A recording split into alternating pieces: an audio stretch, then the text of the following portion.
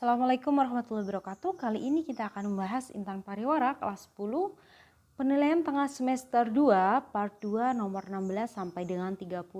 Mari kita simak bersama-sama. Nomor 16, saat bermain di tepi pantai jika menemukan hewan yang bergerak di antara bebatuan karang. Hewan tersebut memiliki bentuk tubuh pipih berwarna putih serta tubuhnya bersegmen-segmen dan setiap segmennya dilengkapi oleh parapodia. Nah, berdasarkan ciri-cirinya spesies apa dan kira-kira dari kelas mana. Jadi ciri-ciri yang disebutkan pada soal nomor 16 ini adalah kelompok cacing dari kelas Polychaeta. Nah, Polychaeta ini adalah cacing yang berambut banyak. Polychaeta itu biasanya dia akan hidup di dalam pasir atau menggali batu-batu yang ada di daerah pasang surut air laut. Nah, contohnya anggota dari kelas Polychaeta itu adalah Alita virens. Jadi di sini jawabannya adalah yang A, Alita virens dari kelas Polychaeta. Nomor 17, hewan berikut yang diklasifikasikan ke dalam kelas yang sama dengan hewan pada gambar di samping adalah, jadi hewan pada soal itu oktopus. Nah, oktopus ini masuk ke dalam moluska dari kelas Cephalopoda, kaki di kepala kan. Oktopus itu dimasukkan ke dalam Cephalopoda karena ciri-cirinya yang tadi ada kaki di bagian kepalanya atau yang biasa kita sebut dengan tentakel. Nah, untuk yang masuk ke dalam kelas yang sama, anggota Cephalopoda adalah Loligopealil dan juga Nautilus pompilius. Jadi di situ jawabannya adalah yang A. Nomor 18, Adit melakukan identifikasi terhadap beberapa jenis hewan yang ada di dalam rumahnya.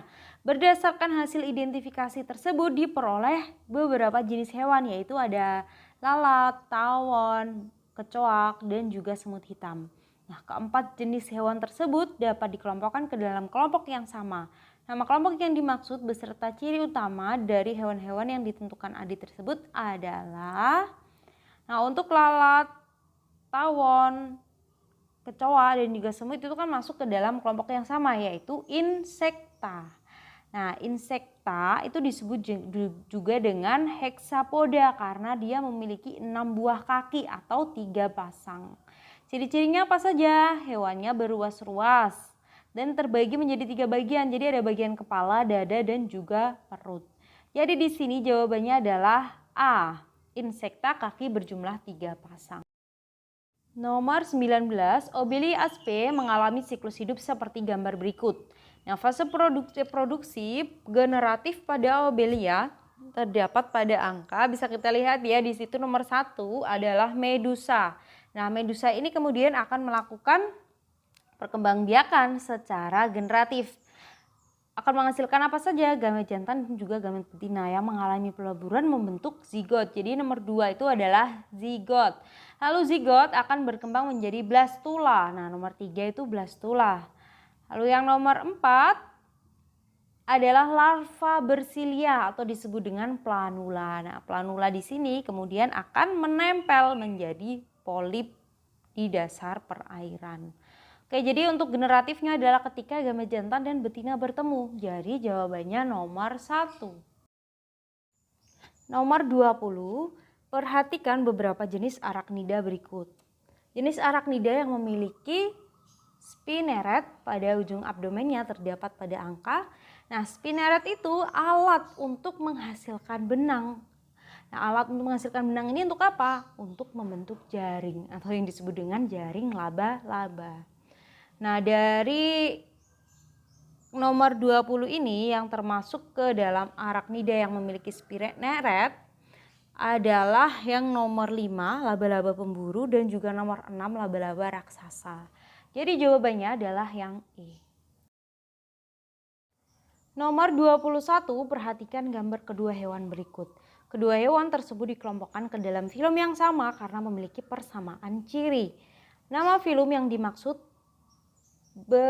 dan persamaan ciri dalam tabel berikut adalah Jadi untuk gambar yang pertama itu adalah gambar dari Chiton sp, sedangkan gambar yang kedua adalah gambar dari Anodonta.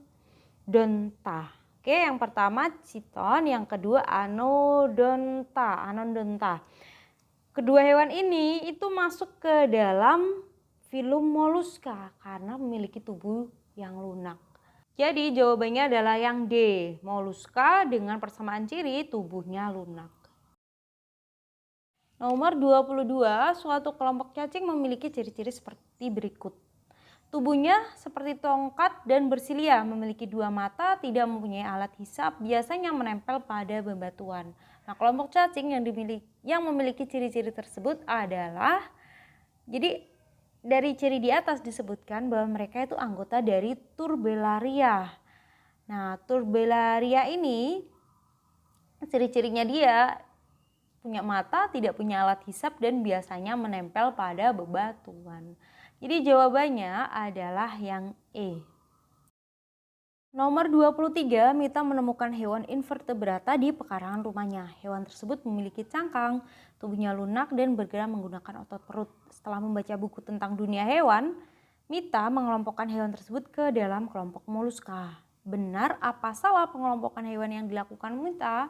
Jadi dari cirinya punya tubuhnya lunak, kemudian ada cangkang menggunakan otot perut. Nah, ini berarti benar anggota dari Mollusca.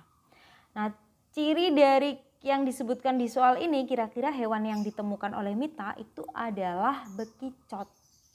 Maka jawabannya di sini adalah yang C, benar, karena kelompok Mollusca memiliki ciri utama berupa tubuhnya yang lunak.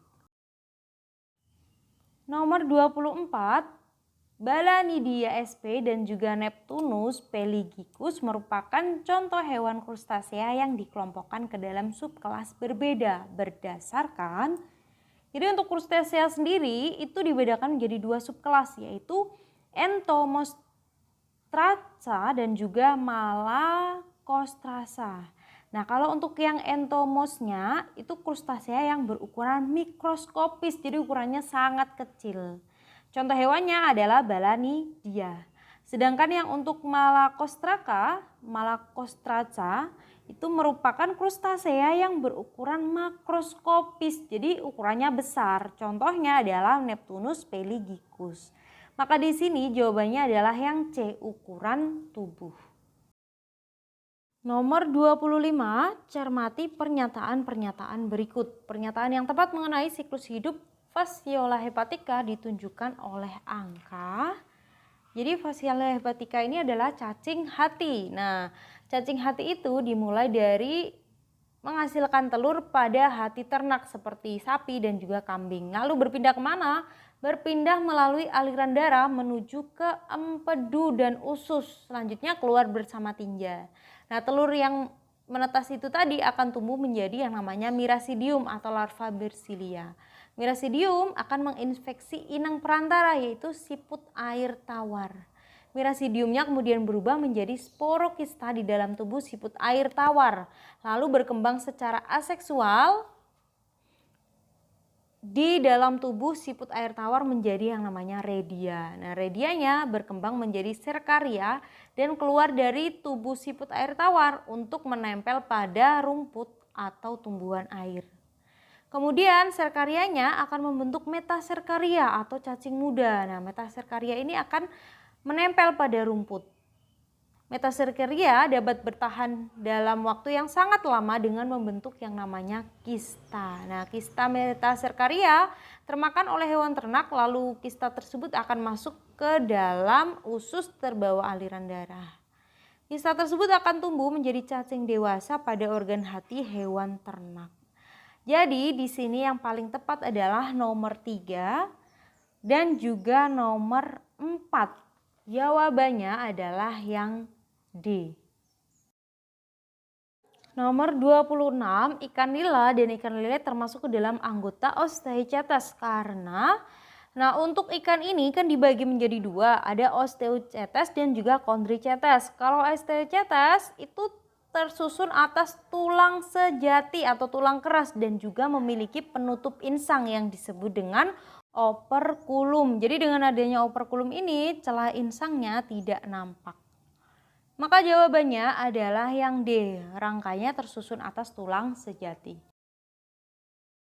Nomor 27, perhatikan kunci dikotom berikut. Urutan kunci dikotom yang tepat untuk mengidentifikasi bekicot. Nah, bekicot, oke kita cek ya. Nomor 1, memiliki tulang belakang dan tidak memiliki tulang belakang. Kalau bekicot berarti dia termasuk ke dalam invertebrata, 1B. Kemudian 1B ini mengarah ke nomor 3. Nomor 3 tubuhnya lunak atau tubuh berpori. Tentu saja tubuhnya lunak. Jadinya 3A. Nah 3A di sini kalau kita lihat dia mengarah ke nomor 4. Nah nomor 4 kita cek bergerak dengan kaki yang terletak di kepala atau bergerak dengan kaki yang ada di perut. Tentu saja dia bergerak dengan kaki yang ada di perut, disebut dengan gastropoda. Jadi 4B. Maka jawaban yang paling tepat di sini adalah yang E, 1B, 3A, dan 4B. Nomor 28, perhatikan gambar beberapa jenis hewan berikut. Hewan yang paling dekat hubungan kekerabatannya ditunjukkan oleh nomor. Jadi untuk yang hewan 1 kan domba, hewan 2 terenggiling, hewan 3 jerapah, hewan 4 rusa sambar, hewan 5 adalah tupai abu-abu timur. Nah, di sini hewan yang paling dekat hubungan kekerabatannya adalah domba, jerapah, dan juga rusa sambar. Karena ketiganya itu masuk ke dalam ordo Artiodactyla. Cirinya kukunya berjumlah genap. Jadi di sini jawabannya adalah yang B, 1, 3, dan juga nomor 4. Nomor 29, perhatikan gambar kedua hewan berikut. Pernyataan yang benar terkait kedua hewan tersebut adalah untuk gambar 1 adalah gambar dari hiu, sedangkan gambar 2 gambar lumba-lumba. Nah, hiu dan lumba-lumba itu sama-sama hidup di air laut. Tapi keduanya dikelompokkan ke dalam kelompok yang berbeda. Kalau hiu itu masuk ke dalam Pisces dengan ciri jantungnya terbagi menjadi 2 ruang, berkembang biak secara ovipar, dan sebagian besar fertilisasinya adalah secara eksternal, meskipun ada juga nih yang internal. Kalau hiu sendiri itu masuk ke dalam Chondrichthyes, dia ikan yang bertulang rawan. Kalau lumba-lumba yang gambar kedua itu masuk ke dalam kelas mamalia. Nah, cirinya jantungnya terbagi menjadi 4 ruang, berkembang biaknya secara vivipar, berkembang biak ada juga sih sebenarnya yang secara ovipar kalau anggotanya mamalia, contohnya platypus, tapi untuk lumba-lumba di sini secara vivipar. Fertilisasinya secara internal, kemudian perkembangan embrionya terjadi di dalam tubuh induknya. Jadi di sini jawaban yang paling tepat adalah yang B, hewan 1 kelompok Pisces, sedangkan hewan 2 masuk ke dalam kelompok mamalia. Nomor 30, bagian dari daur hidup hewan pada gambar di samping bisa dimanfaatkan sebagai, jadi gambar yang ada di soal nomor 30 ini gambar dari ngengat sutra. Nah, hewan ini dimanfaatkan sebagai bahan pembuat benang, yaitu kokon. Jadi jawabannya adalah yang B. Sekian pembahasan kita kali ini, semoga bermanfaat. Terima kasih. Wassalamualaikum warahmatullahi wabarakatuh.